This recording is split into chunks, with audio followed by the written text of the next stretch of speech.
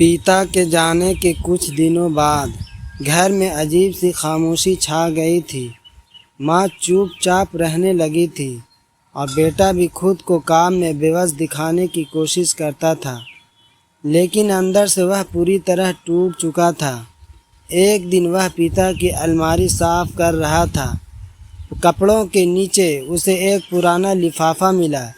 اس پر کانپتی ہوئی لکھاوٹ میں لکھا تھا، میرے بیٹے کے نام۔ اس کے ہاتھ کانپنے لگے۔ اس نے دھیرے سے خط کھولا۔ اندر پیتا کی لکھاوٹ تھی، بیٹا اگر تم یہ خط پڑھ رہے ہو تو شاید میں اب تمہارے پاس نہیں ہوں، لیکن مجھے تم سے کچھ کہنا ہے۔ زندگی میں کبھی ایمانداری اور محنت کا ساتھ مت چھوڑنا۔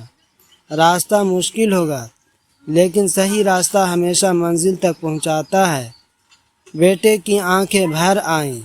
اس نے آگے پڑھنا شروع کیا، میرے بعد اپنی ماں کا خیال رکھنا۔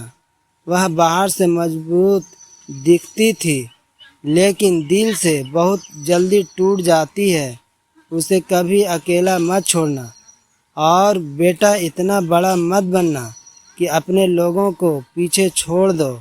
اتنا اچھا انسان بننا کہ لوگ تمہیں تمہارے سنسکاروں سے پہچانیں۔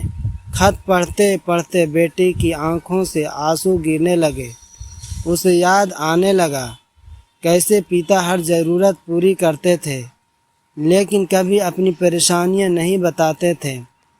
خط میں آگے لکھا تھا، جب تم چھوٹے تھے اور رات میں ڈر کر اٹھ جاتے تھے، تب میں تمہارے پاس بیٹھا رہتا تھا۔ آج اگر میں تمہارے ساتھ نہیں ہوں تو بھی سمجھنا میری دعا ہمیشہ تمہارے ساتھ رہے گی۔ یہ پڑھ کر بیٹا پھوٹ پھوٹ کر رو پڑا۔ اسے پہلی بار محسوس ہوا کہ پیتا صرف کمانے والے انسان نہیں ہوتے، بلکہ وہ اپنے بچوں کے سپنوں کے لیے پوری زندگی لگا دیتے ہیں۔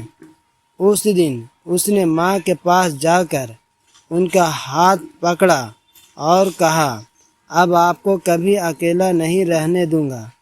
اس دن سے اس نے صرف کامیاب بننے کا نہیں بلکہ اچھا انسان بننے کا فیصلہ کیا۔ کہانی کی سیکھ، پیتا کا آخری خط صرف شبد نہیں ہوتا، اس میں ان کی زندگی بھر کی محنت، پیار، دعا اور اپنے بچوں کے لیے ادھورے سپنے چھپے ہوتے ہیں۔